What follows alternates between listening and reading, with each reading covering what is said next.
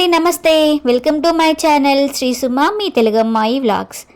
ఎలా ఉన్నారు అందరూ? బాగున్నారా? మేమైతే చాలా బాగున్నాం. మీరు కూడా బాగుండాలని మనస్ఫూర్తిగా కోరుకుంటున్నాను. ఈరోజు వ్లాగ్ అయితే వనభోజనాల వ్లాగ్ అండి. ఆషాఢ మాసంలో వనభోజనాలకు వెళ్తారు కదా, మేమైతే ఈరోజు వనభోజనాలకు వెళ్తున్నాము. ఆ వ్లాగ్ అయితే మీతో షేర్ చేసుకుందామని వీడియో అయితే తీశాను.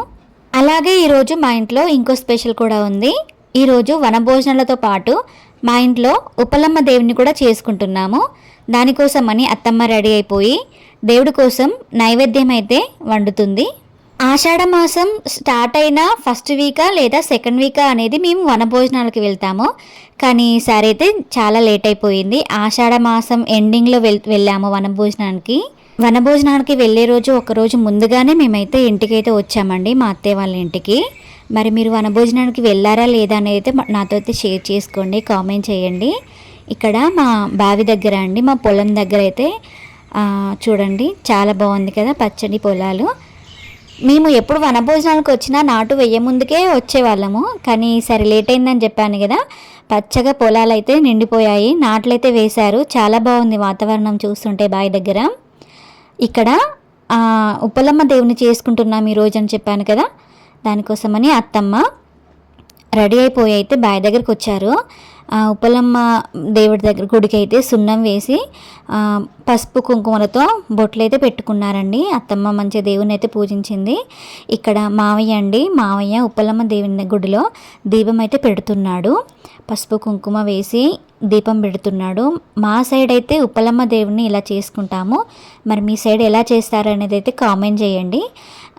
ఇందాక అత్తమ్మ నైవేద్యం వండింది కదా, దేవుడి కోసం నైవేద్యం అయితే పెడుతుంది. ఇక్కడ పసుపు కుంకుమ పెట్టి నైవేద్యం పెట్టి దీపం పెట్టేసరికి గుడి చూసారా ఎంత అందంగా ఉందో, చాలా బాగుంది కదా. చూసిన వాళ్ళైతే దండం పెట్టుకోండి దేవుడికి ఒకసారి.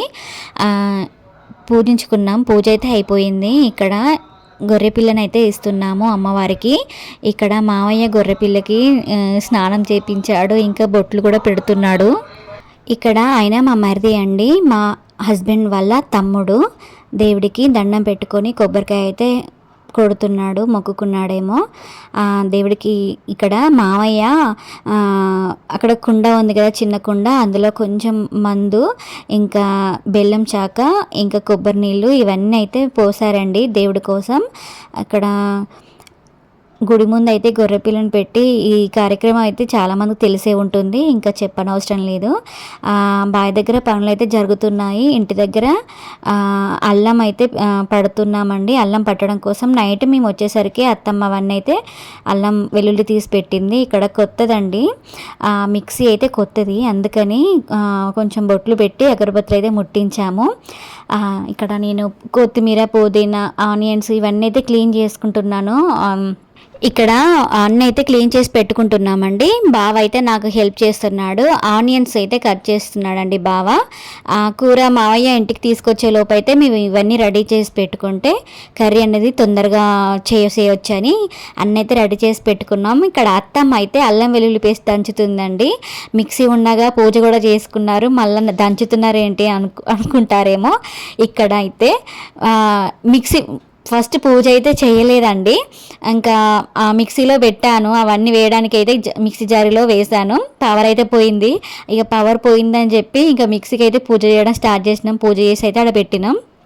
పవర్ అయితే రాలేదు చాలాసేపటి దాకా. అత్తమ్మ అల్లం వెల్లుల్లి పేస్ట్ అయితే రోల్లోనే దంచింది.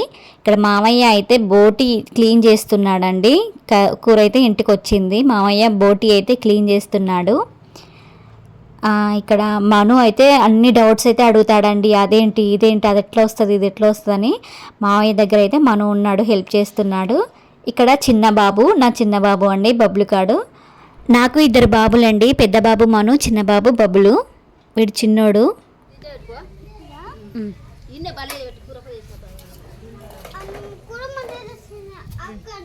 అక్కడ పెట్టేసి ఒక ఇంటికి తెస్తే అట సరిపోతే చేస్తాను.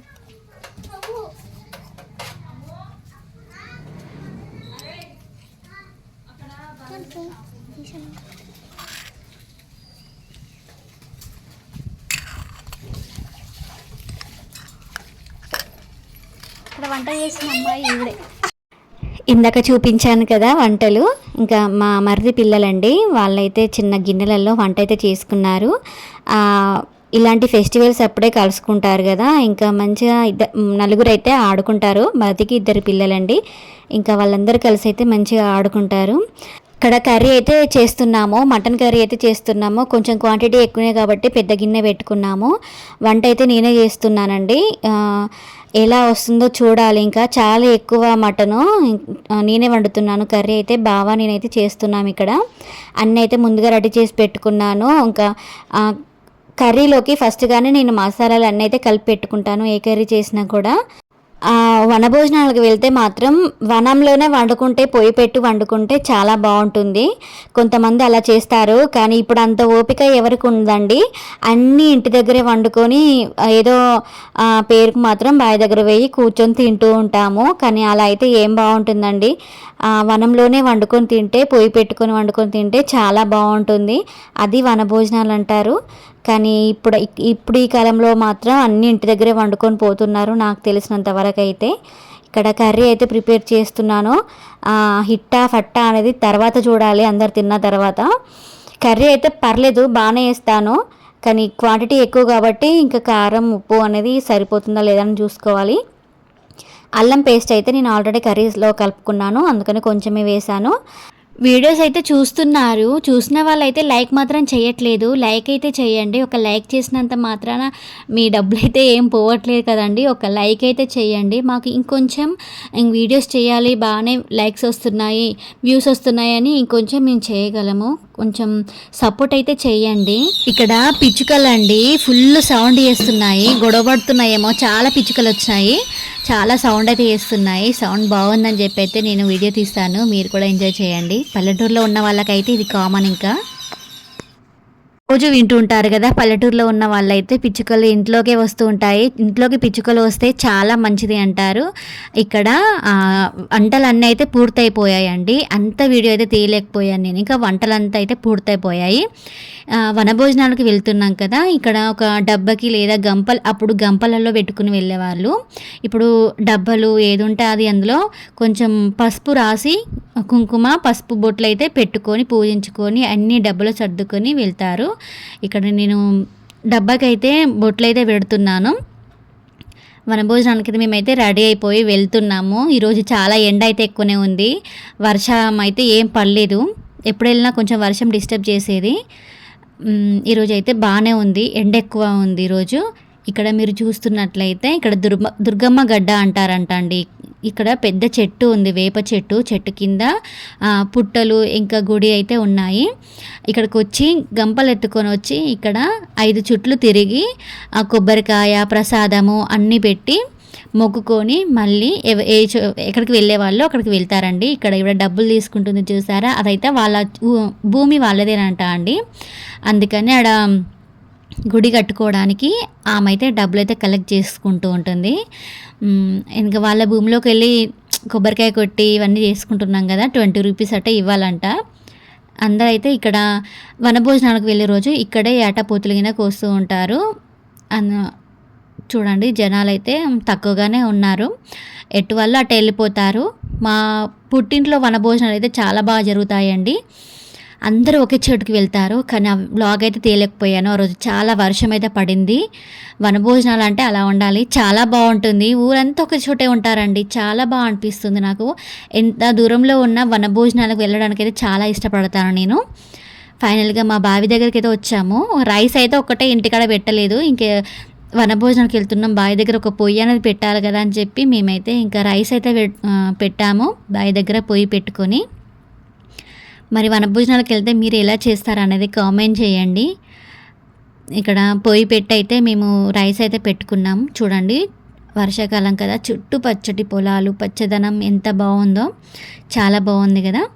ఫైనల్గా అయితే మేము ఇంకా అందరం కూర్చొని అయితే భోజనం అయితే చేస్తున్నాము. పిల్లలు ఆడుకుంటున్నారు, చుట్టుపక్కల అయితే ఎవ్వరు కనిపించట్లేదు.